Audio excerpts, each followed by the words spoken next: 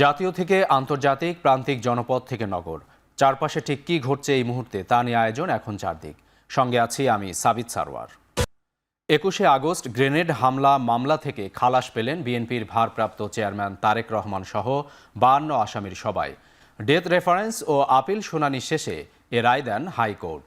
২০০৪ সালের ২১ আগস্ট হামলার পরদিন দুইটি মামলা হয় মতিঝিল থানায়। পরে মামলার তদন্তের ভার যায় সিআইডির হাতে। মামলার ৪ বছর পর ২২ জনের বিরুদ্ধে চার্জশিট দেয় সিআইডি। অধিকতর তদন্তের জন্য আদেশ দেন বিচারিক আদালত। তারপর ২০১১ সালে তারেক রহমান ও সাবেক প্রতিমন্ত্রী লুৎফুজ্জামান বাবর সহ আরও ৩০ জনের নাম উল্লেখ করে মোট ৫২ জনকে আসামি করে একটি সম্পূরক চার্জশিট দাখিল করে সিআইডি। এই মামলার বিচার কার্য চলে ২০১৮ সালের সেপ্টেম্বর পর্যন্ত।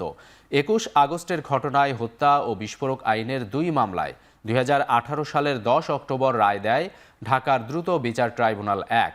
প্রায় ৭ বছর পর গত ২৩ অক্টোবর বহুল আলোচিত এই মামলার ডেথ রেফারেন্স ও আপিল শুনানির জন্য পাঠানো হয় বিচারপতি AKM আসাদুজ্জামান ও বিচারপতি সৈয়দ এনায়েত হোসেনের হাইকোর্ট বেঞ্চে।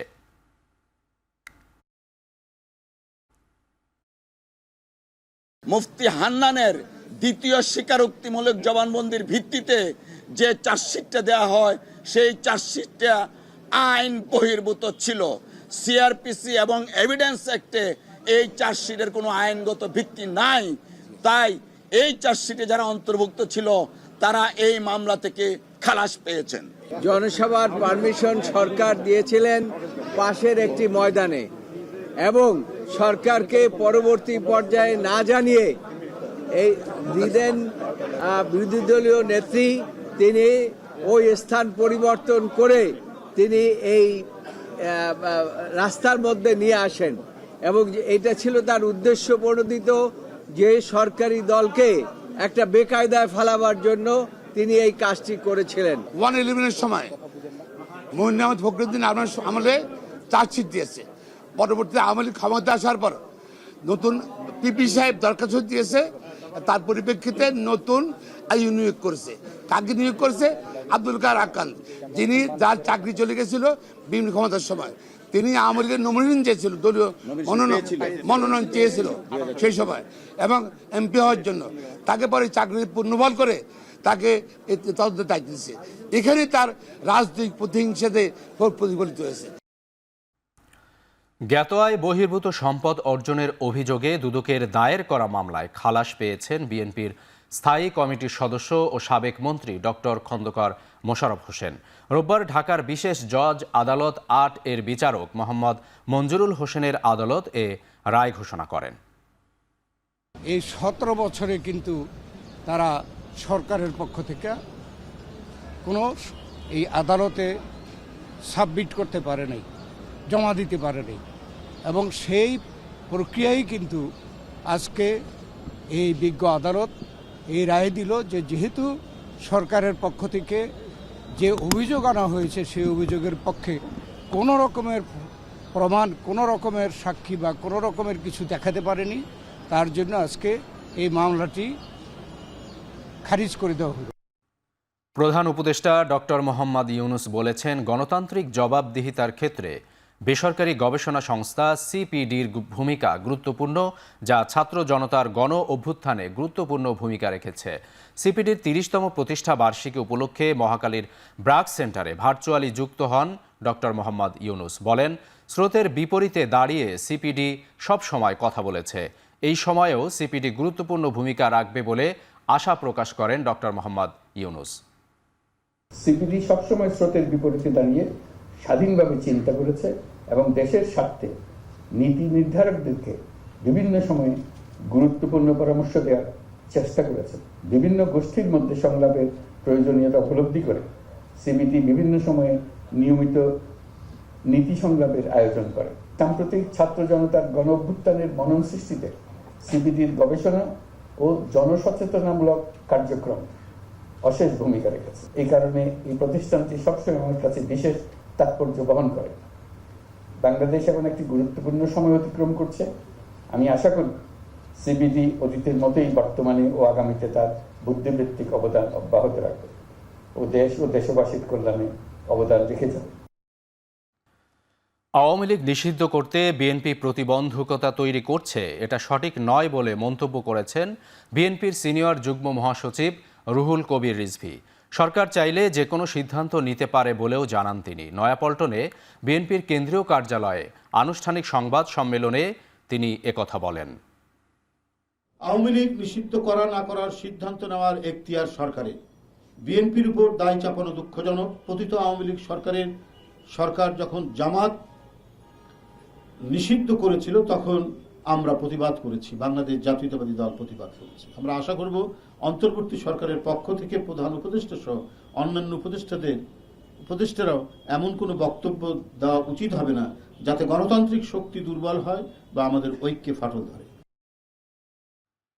দেশে এখন অস্থিরতা বিরাজ করছে, তাই দেশ গঠনে ইস্পাত কঠিন ঐক্যের বিকল্প নেই বলেছেন জামায়াতে ইসলামীর আমির ডাক্তার শফিকুর রহমান। সেনা অফিসারকে তারা নির্দয়ভাবে হত্যা করেছিল, তাদের পরিবারের সদস্যদেরকে হত্যা করেছিল, লাশগুলা নির্মমভাবে সেদিন ড্রেনের পানিতে ভাসিয়ে দিয়েছিল, কতিপয় লাশ তারা গুম করে ফেলেছিল। আলো নিভিয়ে অন্ধকারে তারা মানুষ খুন করে নির্বিঘ্নে তাদেরকে পালিয়ে যেতে দেওয়া হয়েছিল। কারা এই খুনের নেপথ্যের নায়ক, কারা ষড়যন্ত্রকারী, কারা সিদ্ধান্তকারী, কারা সিদ্ধান্ত বাস্তবায়নকারী, আজও বাংলাদেশের মানুষ তা জানতে পারেননি। সেনাবাহিনীর প্রধান জেনারেল ওয়াকারুজ্জামান বলেছেন, দেশের এই ক্রান্তিকালে সেনাবাহিনী জনগণের পাশে দাঁড়িয়েছে। সবাই মিলে কাজ করলে এর থেকে উত্তরণ ঘটবে। সকালে ঢাকা সেনানিবাসে একথা বলেন তিনি। ঢাকা সেনানিবাসের আর্মি মাল্টিপারপাস কমপ্লেক্সে বীর মুক্তিযোদ্ধা সেনা সদস্যদের সংবর্ধনা এবং সেনাবাহিনীর শান্তিকালীন পদক বিতরণ করা হয়। বীরত্বপূর্ণ কাজের স্বীকৃতি স্বরূপ ২৮ জন সেনা সদস্যকে পদক পরিয়ে দেন সেনাপ্রধান, যার মধ্যে ৫ জন সেনাবাহিনী পদক, ৫ জন অসামান্য সেবা পদক ও ১৮ জন বিশিষ্ট সেবা পদক পেয়েছেন। খেতাবপ্রাপ্ত ও বীর মুক্তিযোদ্ধা সেনা সদস্য এবং তাদের স্বজনদের খোঁজ খবর নেন ও শুভেচ্ছা উপহার তুলে দেন সেনাপ্রধান। এ সময় মুক্তিযুদ্ধের অবদানের কথা স্মরণ করে সেনাপ্রধান বলেন, মুক্তিযোদ্ধাদের জন্যই আজকের এই অবস্থান। দেশের শান্তি রক্ষায় দিনরাত আইন শৃঙ্খলা রক্ষার কাজ করে যাচ্ছে বাংলাদেশ সেনাবাহিনী। দেশের ক্রান্তিকালে অনেক ভালো কাজ করে যাচ্ছে। দেশ এবং জাতি এই সেনাবাহিনীর কাছে কৃতজ্ঞ। দিনরাত সেনা সদস্যরা পরিশ্রম করে যাচ্ছে দেশের আইন শৃঙ্খলা রক্ষার কাজে। ইউএন মিশনে আমরা কাজ করে যাচ্ছি, বিশ্ব শান্তি রক্ষায় আমরা কাজ করে যাচ্ছি। ডিজাস্টার রিলিফ কাজেও আমরা করে যাচ্ছি এবং আমরা পারদর্শিতা অর্জন করেছি। বাংলাদেশের উত্তরোত্তর উন্নয়ন ও সমৃদ্ধির লক্ষ্যে সেনাবাহিনী নৌবাহিনী যুগোপযোগী এবং প্রযুক্তি সম্পন্ন বাহিনী হিসেবে গড়ে তোলা হচ্ছে, যা দেশের সার্বভৌমত্ব, নিরাপত্তা নিশ্চিত ও সমুদ্রভিত্তিক অর্থনৈতিক কর্মকাণ্ডে গুরুত্বপূর্ণ ভূমিকা পালন করবে বলে জানিয়েছেন নৌবাহিনীর প্রধান অ্যাডমিরাল এম নাজমুল হাসান। রোববার পটুয়াখালীর বনৌজা শের-ই বাংলা প্যারেড গ্রাউন্ডে নবীন নাবিকদের শিক্ষা সমাপনী কুচকাওয়াজে অংশ নিয়ে একথা বলেন তিনি। অনুষ্ঠানে নৌবাহিনীর বীরত্বপূর্ণ অবদানের কথা উল্লেখ করে জানান, সক্ষমতা বৃদ্ধির ধারাবাহিকতায় নৌবাহিনী একটি ত্রিমাত্রিক বাহিনীতে পরিণত হয়েছে। সক্ষমতা বাড়াতে নতুন ঘাঁটি, উন্নত জাহাজ, আধুনিক যুদ্ধ সরঞ্জাম ও প্রযুক্তি সংযোজনের কার্যক্রম চালু রয়েছে। এ সময় নতুন নাবিকদের যোগ্য নাবিক হিসেবে গড়ে তোলা ও সঠিকভাবে দায়িত্ব পালনের আহ্বান জানান। প্যারেড গ্রাউন্ডে মনোমুগ্ধকর কুচকাওয়াজ উপভোগ করেন।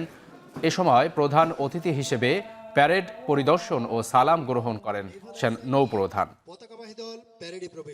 বর্তমানে ত্রিমাত্রিক নৌবাহিনীর সক্ষমতা অর্জনের অংশ হিসেবে নতুন ঘাঁটি, জাহাজ, আধুনিক যুদ্ধ সরঞ্জাম ও প্রযুক্তি সংযোজনের কার্যক্রম চলমান রয়েছে।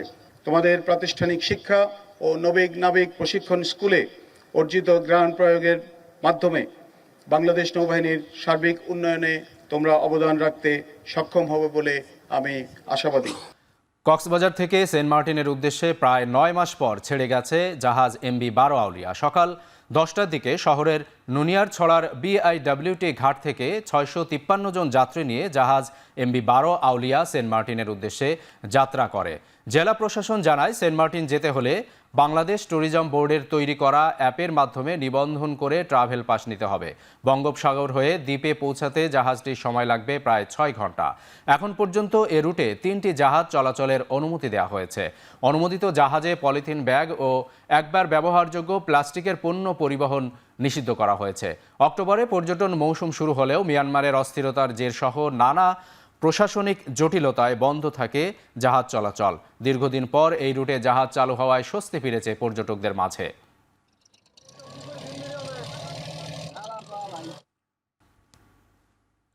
ভারতের চেন্নাইতে আঘাত হেনেছে সাইক্লোন ফেঞ্জাল। আকস্মিক বন্যা ও ভূমিধসের কারণে বিঘ্নিত হচ্ছে বিমান ও ট্রেন চলাচল। সাইক্লোনের প্রভাবে এখন পর্যন্ত চেন্নাইতে একজনের প্রাণহানি হয়েছে বলে নিশ্চিত করেছে স্থানীয় গণমাধ্যম। বৈরী আবহাওয়ার কারণে চেন্নাই এয়ারপোর্টে বাড়ছে বিলম্বিত ফ্লাইটের যাত্রীদের ভিড়। রোববার ভোর পর্যন্ত সব ধরনের ফ্লাইট বন্ধ রাখার সিদ্ধান্ত নেয় বিমানবন্দর কর্তৃপক্ষ। এছাড়া গেল শনিবার হায়দ্রাবাদ থেকে চেন্নাই ও তিরুপাতিগামী 20টি ফ্লাইট বাতিল করা হয়েছে। ক্ষয়ক্ষতি এড়াতে তামিলনাড়ুর বেশ কয়েকটি জেলায় বন্ধ আছে স্কুল কলেজ। উপকূলীয় অঞ্চলের বাসিন্দাদের সরিয়ে নেওয়া হয়েছে নিরাপদ আশ্রয়ে। এছাড়া পন্ডিচেরির নিম্নাঞ্চলের বাসিন্দাদের সরিয়ে নেওয়ার পাশাপাশি MMS অ্যালার্টের মাধ্যমে স্থানীয়দের সতর্কবার্তা পাঠাচ্ছে রাজ্য সরকার। আসাদ বিরোধী বিদ্রোহীদের অভিযানের জেরে আলেপ্পো শহর থেকে সাময়িকভাবে সেনা প্রত্যাহারের ঘোষণা দিয়েছে সিরিয়া সরকার। এরই মধ্যে শহরটির বেশিরভাগ এলাকা দখলে নিয়েছে বিদ্রোহীরা। এর আগে শনিবার সিরীয় সেনাবাহিনীর পক্ষ থেকে জানানো হয়, গেল কয়েকদিনে নতুন করে সাংগঠনিক সক্ষমতা বাড়ানোর লক্ষ্যে নতুন সদস্য নিয়োগ দিয়েছে বিদ্রোহী সশস্ত্র সংগঠনগুলো। সিরিয়ান অবজারভেটরি ফর হিউম্যান রাইটসের তথ্য বলছে, গেল বুধবার থেকে সেনাবাহিনী ও বিদ্রোহীদের পাল্টা হামলায় নিহতের সংখ্যা 3 গুণ ছাড়িয়েছে। এর মধ্যে অন্তত 20 জন বেসামরিক নাগরিক ছিলেন বলে দাবি করছে স্থানীয় গণমাধ্যম। 2020 সালে বাশার আল আসাদ প্রশাসনের সাথে সমঝোতার ভিত্তিতে সাময়িক যুদ্ধবিরতি প্রস্তাবে সম্মত হলেও দেশটির উত্তর পশ্চিমে ইদলিব শহর এর আশপাশের এলাকায় আধিপত্য ধরে রেখেছিল বিদ্রোহীরা।